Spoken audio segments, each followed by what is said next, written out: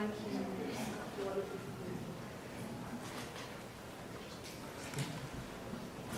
guys, so first of all, thank you guys all for coming out. We know some of you guys have classes, other things to come to, so thank you for taking your time out to be here. Thank you to all our speakers as well for taking the time out to be here as well. So the goal of today's event is kind of to help you guys see what a lot of other entrepreneurs have gone through to create their companies. Everybody on this panel is an alum that's come out of San Jose State, who's founded their own companies, and they are kind of in the process of, or they've already launched it, or they're in the process of launching their companies now. So a lot of things they've gone through, a lot of the questions we focus on are things that you may go on through as well, and may help you kind of, figure out how you want to go about getting your startups off the ground and working out. Okay. So first off, we'll just start off and kind of each of you introduce yourself, tell a little bit about your company, maybe when you went to San Jose State, and what was your major here as well. Cool. Matthew Livieri. Good afternoon, everyone. I went to school here back in 2006 through 9, 2006 through 8. Majored in business management, minor in communication studies. Company's called AdSemble. We're a digital advertising technology platform. So have you guys been on the freeways and seen those big electronic billboard signs? So our company built the software that's putting those messages on those signs. So anytime you see those, that's our stuff powering up. Pretty cool. A lot of fun to work in the space, get to work with a lot of interesting companies, and excited to share some of the perils and some of the exciting things with some of the perils of having a startup company. There's a lot of good stuff that comes out of it, a lot of learning. So looking forward to sharing that with you guys. Do you get deals on ads? If I was to, can you come here? Every day. Oh, cool. Let's talk. Let's talk. Awesome. That's the first lesson you learn. If you know someone that can help you, make sure you connect with them. We could probably help each other. So I'm Jari Bolander. I graduated in 1995. This building, I don't think even was built then. Double E, so that's electrical engineering for you business people. Started in Silicon Valley doing semiconductor stuff, and then migrated towards SaaS and internet and all that sort of fun stuff when 2001 rolled around. My company is Lab Central Solutions, and we track the temperature and location of perishable medical supplies so they don't spoil.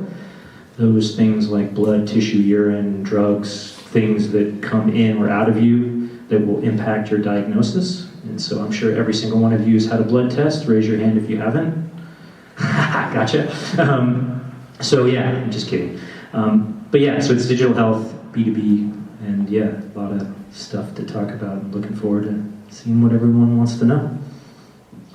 So my name is Vince Cortese. I was here from 2003 to 2006. Actually, business major with a concentration in accounting.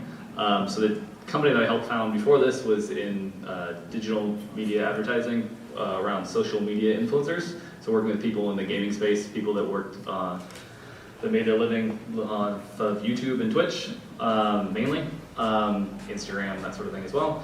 And then I am in the process of launching a new business actually as well that in my past before that was did tax work. And so what we're doing now is actually providing tax-related services in a fintech app that allows contractors to effectively have tax withholding, whereas before it was only with employees. So what we do is we automate that process for people, provide them with a view of what their finances look like after tax, when before they can only see before tax views, and then make sure that they never kind of get caught off guard by taxes and that they're paying them on time, saving them money in the long run.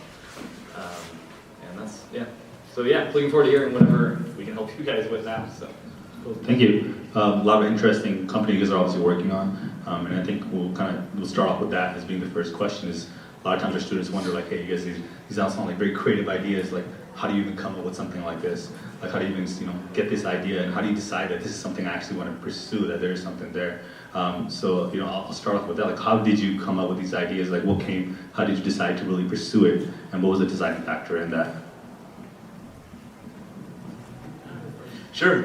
So my idea actually came to me doing some travel right when I was here at San Jose State. I was a senior, took a trip over to Europe, did some backpacking on spring break, and then later on in the year took a different trip to Asia and to Japan. And I had seen all these different signs and screens, and I was just kind of fascinated, intrigued by them.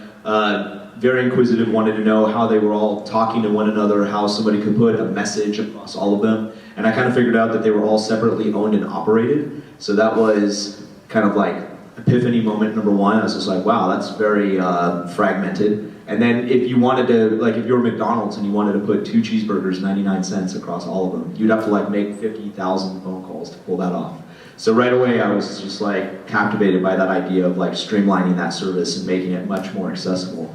Wasn't something that I had like anticipated being involved with, I would say. I'm not sure if a lot of really great ideas are just something you're born with, like this is what I want to do when I get older. I think some ideas you're just kind of blessed to kind of like fall into maybe, or think about a problem or see something there. And then what starts as a kind of a Rubik's Cube, like you're just trying to figure it out, evolves into a ongoing bigger opportunity where you're having self-development and you're learning how to work with people and all these things. And then eventually it actually starts paying the bills, which is kind of cool too, because living in the Bay Area is very expensive. So then, you know, when that starts to come into play, you're kind of like, okay, can I make a living out of this? Can I actually do something with this that's engaging? And for me, that it worked out like that.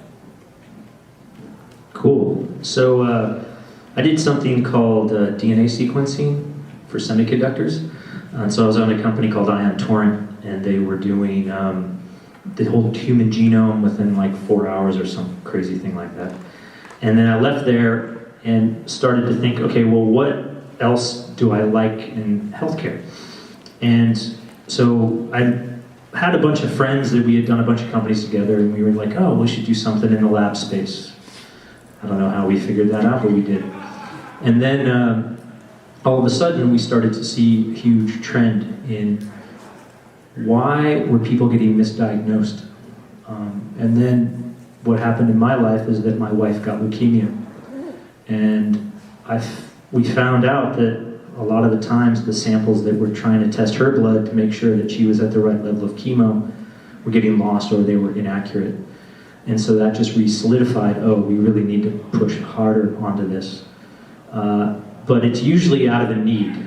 You know, if you're not your number one customer, sometimes you may not know if it's really going to go. But when you're like deep in like the healthcare system, like I am, I mean, there's every opportunity to make it better, faster, cheaper, or just better and more consistent. And so that experience with my late wife showed me that this is such a huge problem that we need to do just the basic stuff. And then when you can solve a basic thing, then you can go off into other things. So usually you pull the string and you find more and more and more things. Like now people are asking us to track milk. Who would have known? Who would know that milk and dairy is a problem too? So anyway, that's for me, so the idea for the app that I have now was based out of just really past experience and kind of seeing a lot of people with the same problem over and over again. And then no one was, for whatever reason, thought it was really, seemed to feel that it was worth solving. Kind of that coupled with the fact that the gig economy and the creator economy were just kind of booming at the time, kind of seeing more and more people kind of entering the space and more people having the same problem, asking for the same thing kind of over and over again. Like, why isn't there a simple way to do this? Why isn't there something that could just make this simpler? Why isn't there an easy way? Why isn't there a convenient way? Anything like that was kind of really pushing in it, and then just kind of having enough of the knowledge and experience from past to kind of see that through. They kind of presented the idea in front of me and said, hey, why not do it?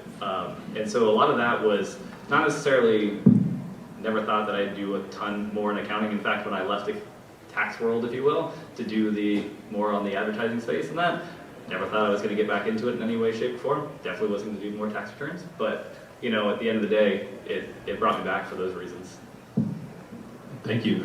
yeah, his idea is awesome, by the way.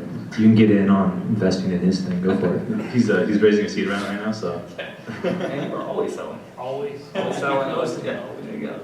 I mean, the interesting thing I see out of this is like, a lot of people, I think we have to present like, guys, obviously you guys are very smart people, but like sometimes these ideas don't, they kind of fall into, you're in a situation where you see something, you're in the tax world, you're in the medical world, and you were on, who said nothing comes out of spring break, right? Exactly. So like, it's, and that's what I want a lot of the students to see as well. Like, sometimes you can't like think, oh, great ideas are just like coming to your head. You're in a situation that presents itself, presents these opportunities as well. So you guys had your initial ideas. You guys decided there was a initial target market that you wanted to go after. A lot of our startups here are kind of at the same stage as well, where they have these ideas, they're doing their initial development, and what a lot of them struggle with is figuring out where that initial focus needs to be, right? Sometimes they're thinking 10 years ahead, or they're thinking this feature, that feature, that feature, and they lack focus and prioritization. And they don't know where do I start, right? And so like, how did you guys help yourself like prioritize? How did you decide like, this is my timeline, this is what I want to do right now? And maybe there's some mistakes you guys made that you can share with them that they may not make or they should make. I want to jump right in on this one for you guys.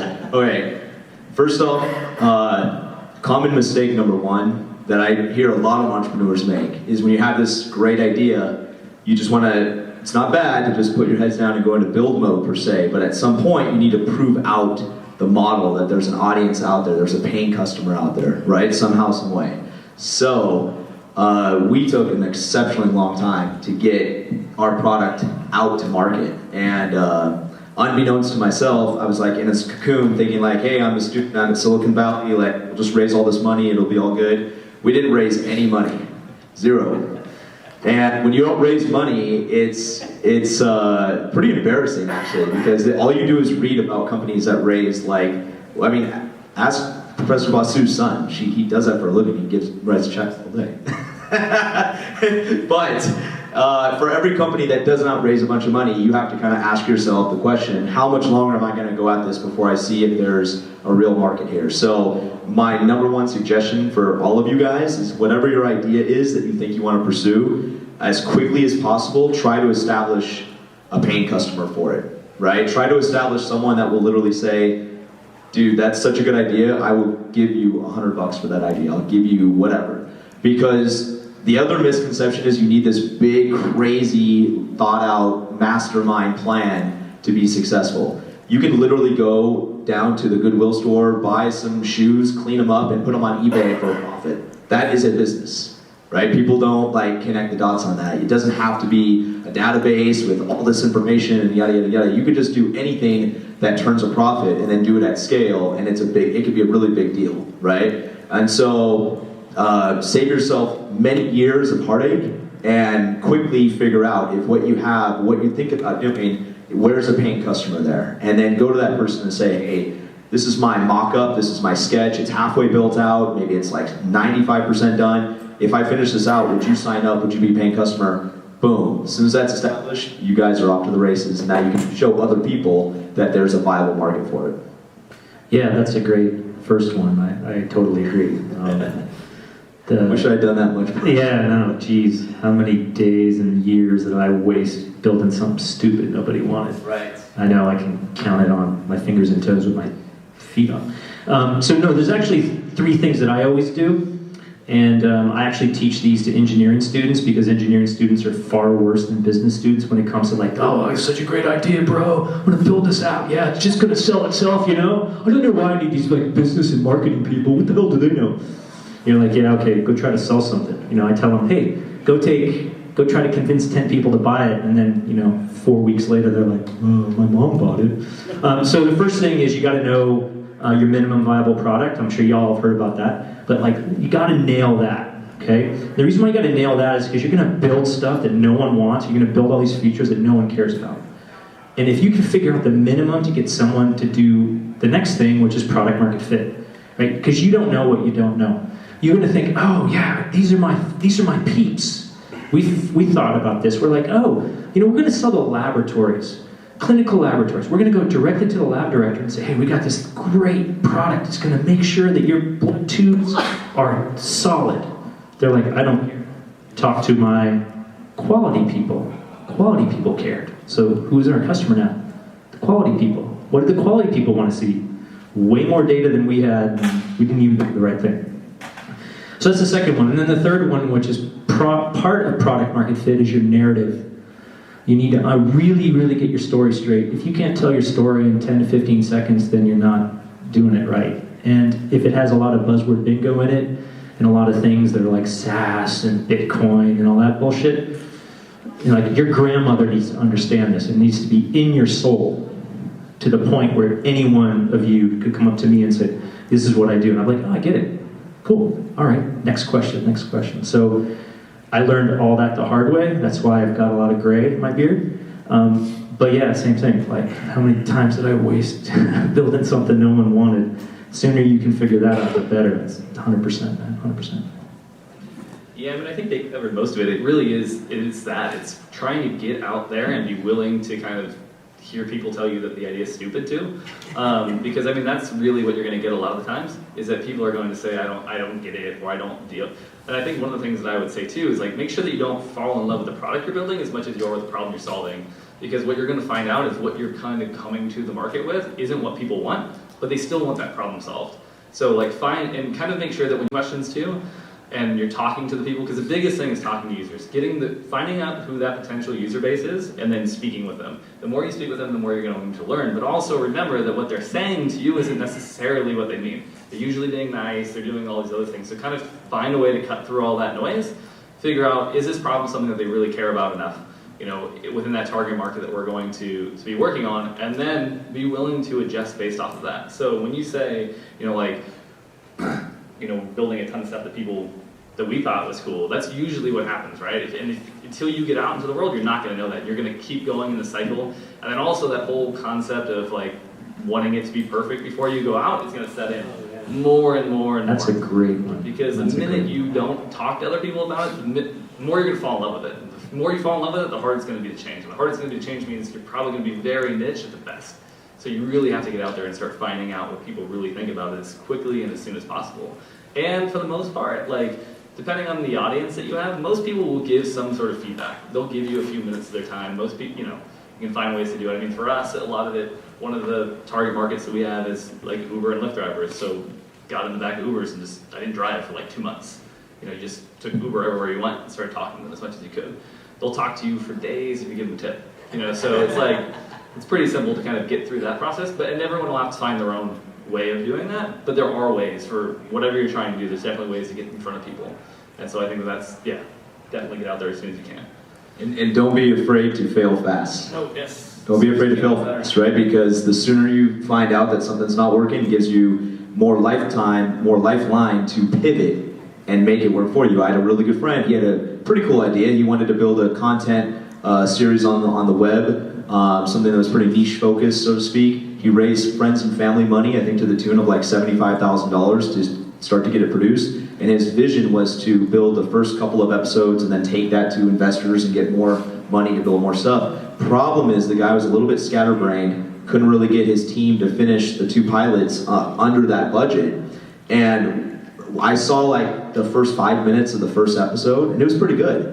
And I said, dude, just run with this. Just get people excited by this first 5. No, they're not going to be able to see the whole vision. I need more money to get the whole first 2 things produced. Well, what ended up happening is his team got burnt out because there was no progress. His family got mad because they wanted their investment back.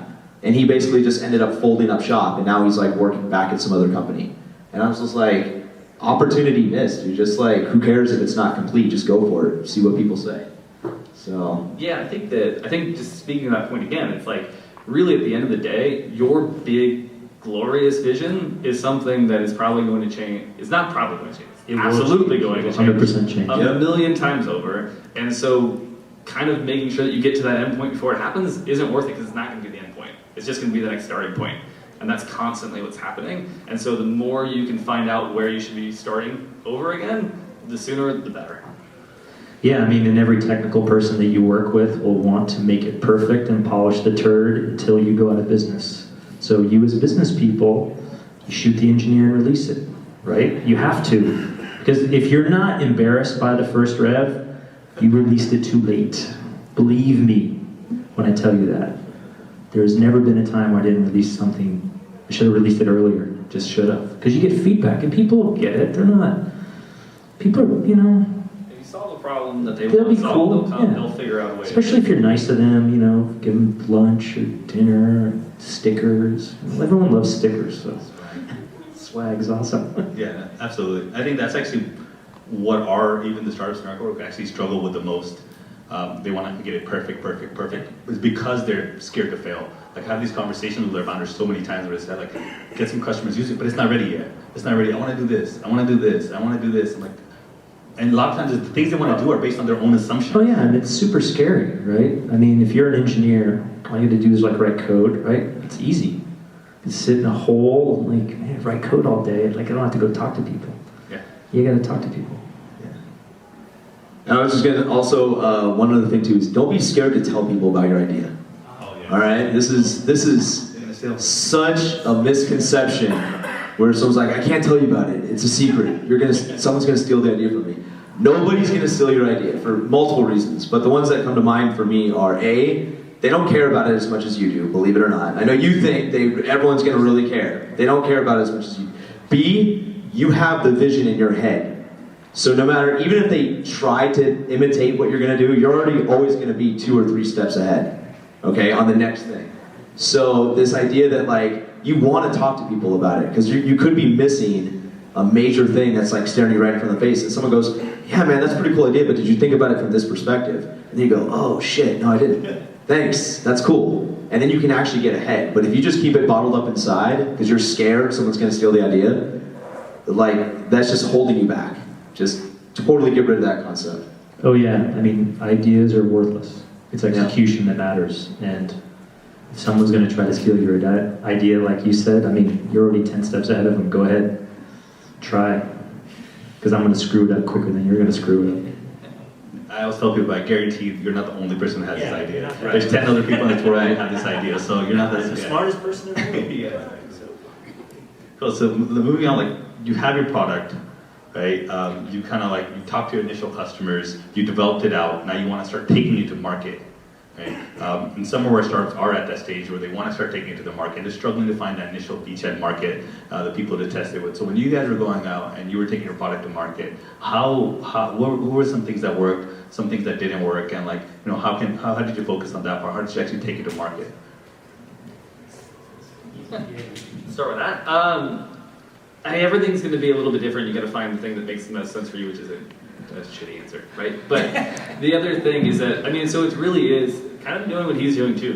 There's more people around you and in your own networks than you think that can help you get it out. And there's a lot of things that you can be doing from that standpoint that are going to find ways to allow people to share. I mean, I think the biggest thing though too is making sure that you have a product that is visible, right? Some way to have some sort of, you know, like physical manifestation that allows people to just see it and allows people to kind of ask questions about it. So you're trying to find ways to get in those markets. I mean, a lot of it's going to be, it kind of depends on what phase you're into. I mean, there's that, and what product you have. I mean, we all have very different products and things that we're trying to, and services that we're selling. I mean, his approach to selling lab equipment is going to be different than something where mine's a mobile app based, and yours is, you know, digital advertising. Your customer base is going to be different than, you know, an end consumer that I'm looking for. So it's understanding who that is, understanding the routes that you have, and the ability to kind of do those things, but watching out too, because it's a big area where you can spend and waste a lot of money. And so it's one of those traps that you kind of get into. It's like, hey, if I can just get enough funding, get enough eyeballs, and enough people in front of it, you know, I'll have a conversion rate of whatever, and then I can just keep throwing money at it, and I'll keep spending money, and it becomes this endless cycle of doing it. So I think that, you know, it goes back to that question too, of just establishing what is that first initial market that you really want to do. Find one that tends to be a little bit more social if you can, people that are more willing to share, and then sharing features with it. Again, comes down to what your product is. But a lot of it's going to be, you know, kind of search your network first. There's probably someone that you know, and probably somewhere that you can get into that can create at least initial user reviews. And those things do go a long way, testimonials and things like that, to allowing people to have enough comfort in what you're doing to provide, you know, a sharing aspect to it and kind of getting through it that way.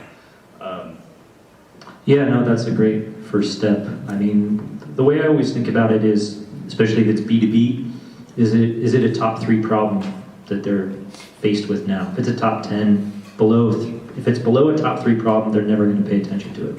Because most B2B people can't think more than a quarter or 2 quarters out. They're like freaked out about whatever. So that's always really important. Like, figure out, is this a major pain point, and are people willing to throw money at it? And then the second thing is just get people to pay as fast as they can. Like, would you pay for this? I know it sounds a little crass, but the sooner someone puts money down, then they're in. They care. And doing it free is great too, if you've got the right clientele and if you've got the right conversion from like free to paid. Because you got to make money somehow. I mean, that's the most important thing. The beautiful thing about business people is they know they're in business to make money, whereas engineers are in business to make cool stuff. So figure out how to make money. But it's also get those, I think you mentioned it, those initial customers that are going to be your super fans. And really going to like, oh yeah, I'm going to tell 5 of my friends about this. Or 10 of my friends. Oh yeah, I'm in this group, this book group, and they love this. Those are the people that you want. Then you can know it actually works. But yeah, quick to revenue. That's the thing I learned the hard way. Nice, well said. Let me just make it a survey real quick. Quick show. Anyone in here that's working on a company, can you summarize your company in a few words or less? Show of hands. Anyone that's working on stuff. See if you going up. Okay. Now, part B of this question. Can you summarize who your target audience is in a few words or less as well? Keep your hands raised if you can summarize your target audience. That's perfect, right? That is spot on, because that's how you can start with your beachhead customer. You go straight after where those target customers lie. You can build Facebook ads, LinkedIn ads, everything that targets those folks. There's a million ways you can get access to those exact people. And we were literally just doing this exercise in the office this morning, because even established companies from time to time hit the pause button and go, is that still our target customer? Have we evolved? Have things changed? Are we now targeting something different? And so you got to find the right bait to put on your hook to catch the fish, okay? So if you know who your target audience is, you can summarize your business in a few words or less, you are on the path to glory. Okay. We build collaborative radios that let groups of people listen to music together amongst friends and in retail. And who would you say is your target customer? Groups of friends and retail. Like college friends, something like that? Exactly, yeah. Okay. Yeah, that one. Very nice. Cool. Perfect.